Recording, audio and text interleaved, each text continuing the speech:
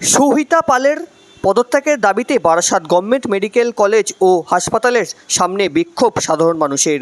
দাবি, আরজিকর হাসপাতালে ভাঙচুরের সময় এই সৌহিতা পাল দায়িত্বে ছিলেন, কিন্তু তার পরবর্তী সময়ে দেখা যায় আচমকা স্বাস্থ্য ভবন থেকে আরজিকর মেডিকেল কলেজের দায়িত্বে সামলানোর কথা জানান তিনি।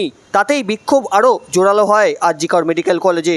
গত পরশুদিন আরজিকর মেডিকেল কলেজের জুনিয়র ডাক্তারদের বিক্ষোভের পরবর্তী সময়ে স্বাস্থ্য দপ্তর বারাসাত মেডিকেল কলেজ ও হাসপাতালের দায়িত্বে পাঠান সৌহিতা পালকে।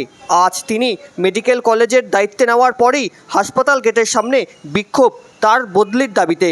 আজ সন্ধে 6:30 নাগাদের সেই ছবি তুলে ধরলাম আমাদের ক্যামেরায়।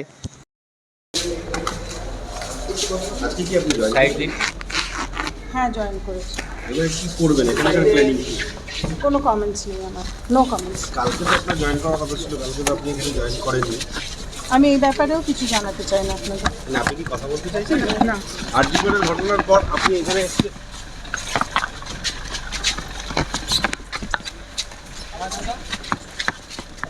বলুন না, টিকলিকা দেখতে তো প্ল্যান